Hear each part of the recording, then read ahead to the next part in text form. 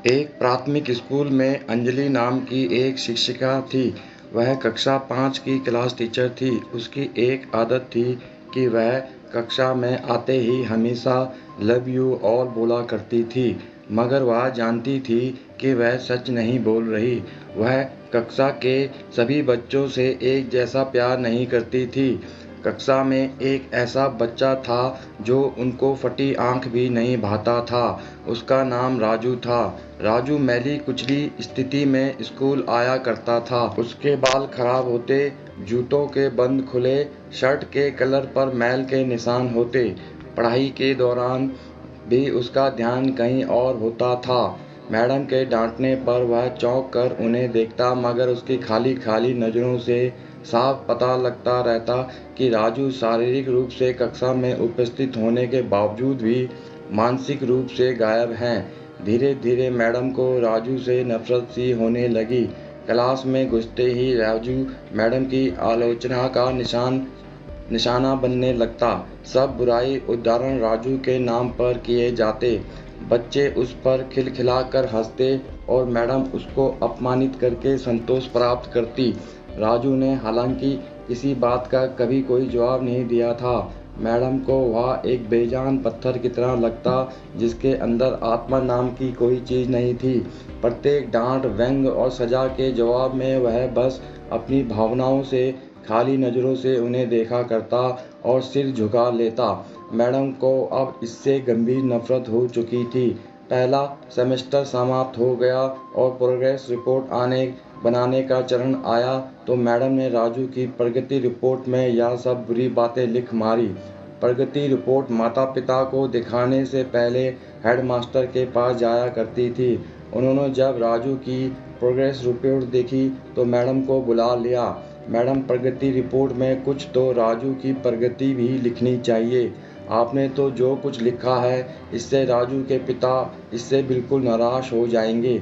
Madam ने कहा, मैं माफ़ी मांगती हूँ, लेकिन राजू एक बिल्कुल ही अशिष्ट और निकम्मा बच्चा है। मुझे नहीं लगता कि मैं उसकी प्रगति के बारे में कुछ लिख सकती हूँ।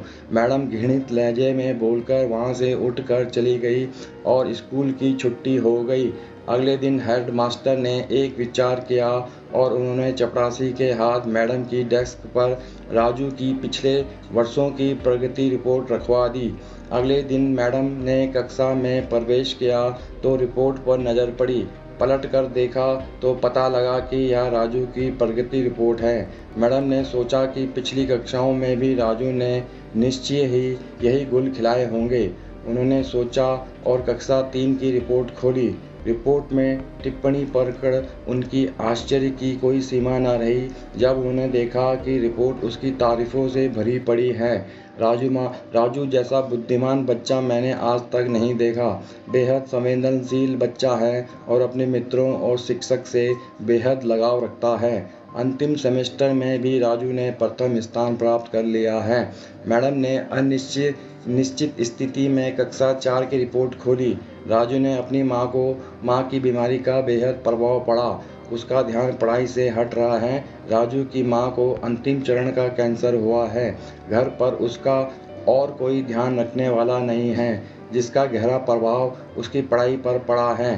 नीचे हेडमास्टर ने लिखा कि राजू की माँ मर चुकी हैं और इसके साथ ही राजू के जीवन की चमक और रौनक भी।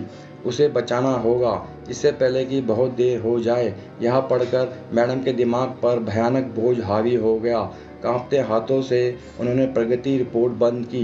मैडम की आंखों से आंसू एक के बाद एक गिरने लगे। मैडम ने साड़ी से अपने आंसू पोंछे। अगले दिन जब मैडम कक्षा में दाखिल हुई तो उन्होंने अपनी आदत के अनुसार अपना पारंपरिक वाक्यांश आई लव यू ऑल दोहराया, मगर वह जानती थी कि वह आज भी झूठ बोल रही हैं, क्योंकि इसी क्लास में बैठे एक उलझे बालों वाले बच्चे राजू के लिए जो प्यार वह आज अपने दिल में महसूस कर रही थी, वह कक्षा में बैठे और किसी भी बच्चे से अधिक था।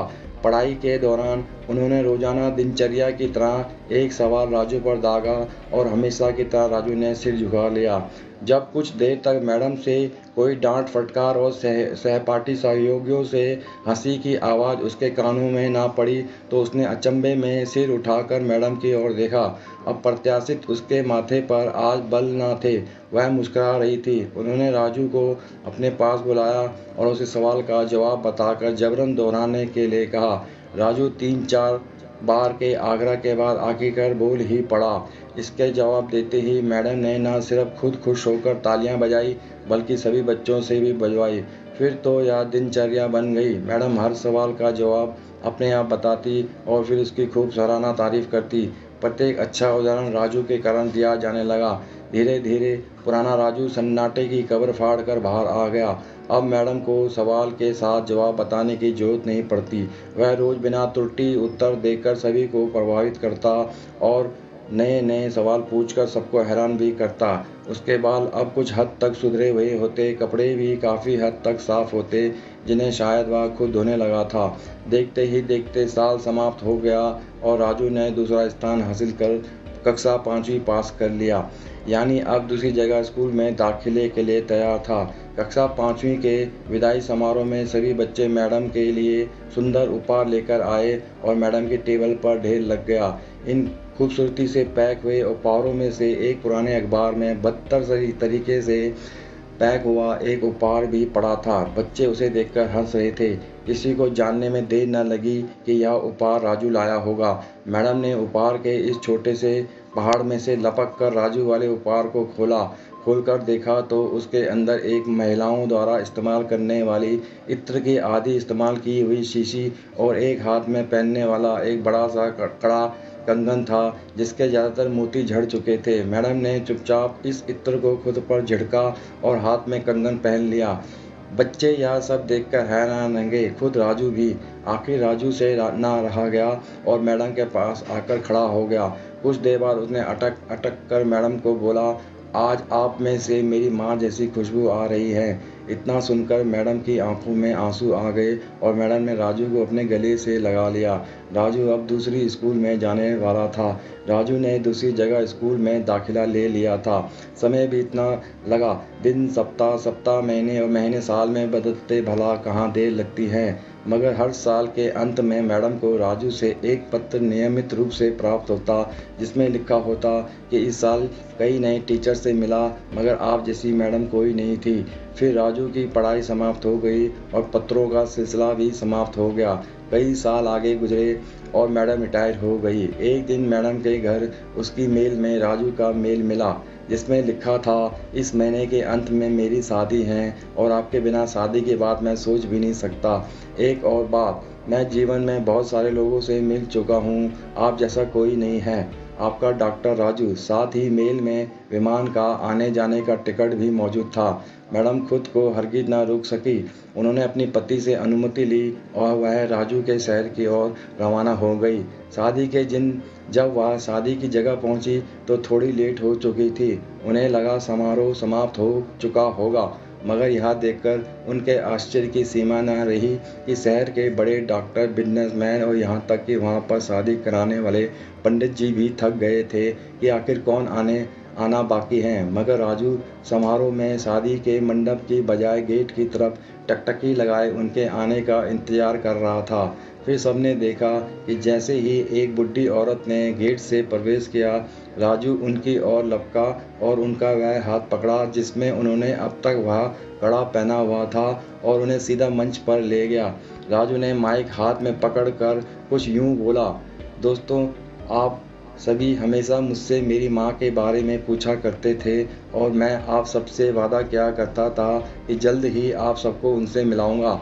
ध्यान से देखिए, यह मेरी प्यारी सी माँ हैं जो दुनिया की सबसे अच्छी हैं और यही मेरी माँ हैं। प्रिय दोस्तों, इस सुंदर कहानी को सिर्फ शिक्षक और शिष्य के रिश्ते के कारण ही मत सोचिए।